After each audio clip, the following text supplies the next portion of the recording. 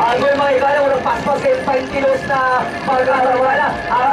Race Pack 1. Lawan ang naguna mga kaigsunan. Isisunod sports complaint. O ang sa kaigsunan, pinipit ha. Ang seaweeds, mga ikala, paspas ko na pagpanagan. Paspas ko na niya pagpanagan. Laro kayo puti sa ilang aging. Doon kayo ang kaigsunan. Ang paspas na pagpanagan. Agol pa yun, Chef. Sa Visual Sports, ang taga Bunawan, Torilo, Samis, ang sequencing na ito mga kaigsunan para na ito ang final. Ayan! Sports, hapit na unapas.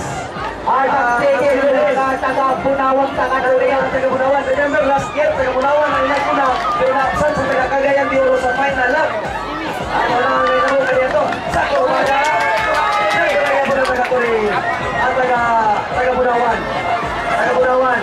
Ang taga Torilo ang nagsunod. So, sa sequencing, first time na taga Davao City ang nagkuha karoon sa ato ang premyo mga kaigsunan na first prize. And this is the 4th year sa Bangarera 2014 ang starting ng Radyo. Di ba kakaapsan ang grabe. Pusok ka na sa paya ang 4th kaigsunan. Ang ito na para sa buya number 1 para sa final round.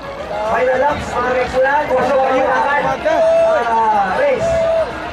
Hindi na kuna karoon ang nagkagunawan. Sugari na gunawan, no? Ang niya. Pero dapat siya sa iyang pagkasa. Okay.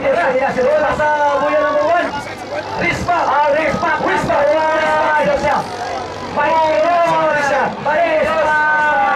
Grabe ko siya. Nagkakaroon ng puyog ang sigalog fail. Nagpuyog pa bakitala. Puyog na yun na. Ang sigalog na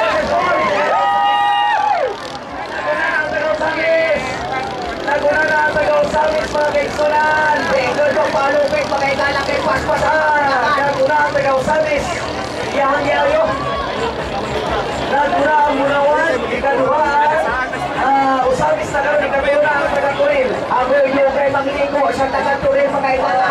Kuha nila ang nagbabada. Orang na kaduha na. Ikaduhaan na dito na kayo. Usamis. One lang mga kaigsunan. Differential para sa first. Second of third. Pero naguna na karoon ang Raspa Alayo. Nakaayo mga kaigsunan. Sige number 20 ko. Gisundan. Ang Usamis. Rami pabukas sa Bunawan ng kaigsunan. Usamis. Ayan ang Seaweeds.